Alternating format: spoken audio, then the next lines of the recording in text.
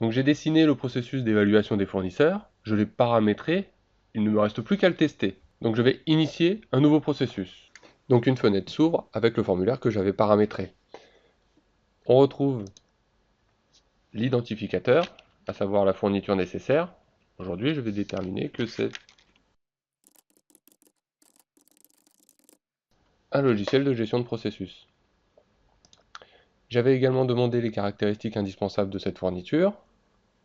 Voilà, donc j'en avais préparé quelques-unes.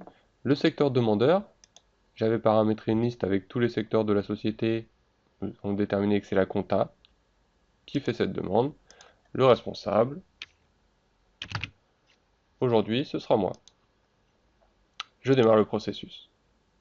Donc, la première tâche, c'était l'évaluation des fournisseurs. Elle m'a été attribuée lors du paramétrage, donc je vais retrouver dans l'onglet Tâches, sélectionner le fournisseur. Je retrouve les informations dont je dois disposer pour faire ma sélection. Je retrouve également le formulaire que j'ai paramétré et qui doit être rempli. Aujourd'hui, on me demande les fournisseurs potentiels. J'ai fait mon benchmark et donc je peux déterminer quels sont tous les fournisseurs potentiels.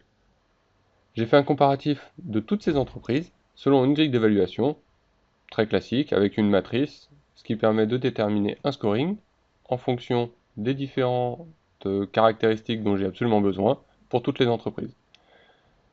Je vais donc sélectionner celle qui aura le meilleur score. Comme par hasard, il s'agit d'Iterop.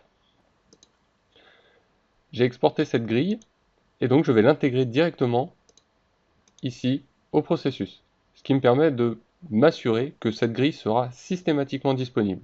Elle sera intégrée directement dans le processus.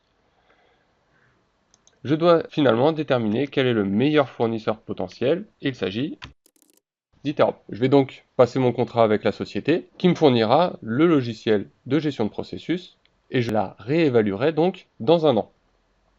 Je finis ma tâche, et donc j'ai passé mon contrat. Là, si vous vous souvenez bien, j'ai un timer qui va patienter pendant un an. Si je vais voir dans mon suivi, étant donné que je suis superviseur, je peux regarder où en est le processus. Dans mon suivi, je retrouve le processus que j'ai initié qui porte le nom de la fourniture dont j'ai besoin, à savoir un logiciel de gestion de processus. Voilà. Je sais actuellement que cette tâche est terminée puisqu'elle est en vert, et actuellement nous sommes donc au niveau de ce timer. Si on regarde dans les détails, la tâche sélectionner fournisseur a été réalisée et le minuteur a entamé sa course et prendra fin le 19 mai 2018. Je ne suis pas très patient, je vais déclencher le minuteur, qui va avoir pour effet de déclencher automatiquement la tâche suivante, à savoir évaluer le fournisseur. Comme je suis l'acteur de cette tâche, je retrouve cette tâche dans les tâches que je dois effectuer. L'interface qui m'est fournie me donne les informations que j'ai paramétrées, c'est-à-dire les informations nécessaires, et le formulaire que je dois remplir. Lors du paramétrage, j'avais expliqué qu'il était inutile de demander si le fournisseur était toujours compétent ou non, si le besoin n'existe plus. Par conséquent, j'avais mis sous condition la question doit-on conserver le fournisseur ou non. Et c'est exactement ce qui se passe. Je demande si le besoin existe toujours. Dans notre cas, oui, il existe toujours. Apparaît alors la question, le fournisseur correspond-il toujours au besoin? Évidemment, Interop répond toujours aux besoins.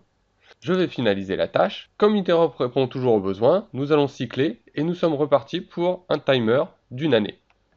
Donc, si nous allons dans le suivi et que l'on reprend le processus que je viens d'initier, nous pouvons observer que nous sommes à nouveau au niveau du minuteur.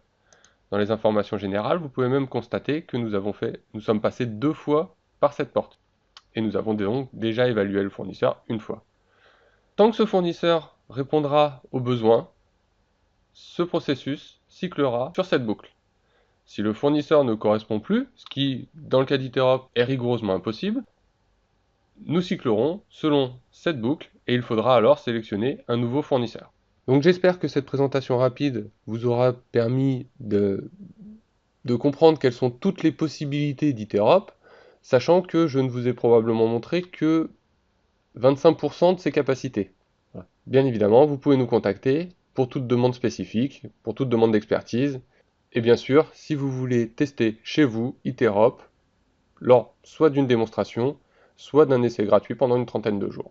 Et vous pourrez ainsi paramétrer tous vos processus, depuis la conception, en passant par la production, tous les processus support concernant les collaborateurs, concernant votre gestion documentaire, éventuellement concernant votre gestion des stocks, pourquoi pas, voire l'organisation du prochain salon de présentation et de l'apéro qui va avec, évidemment. Je vous souhaite une bonne journée et vous dis probablement à bientôt.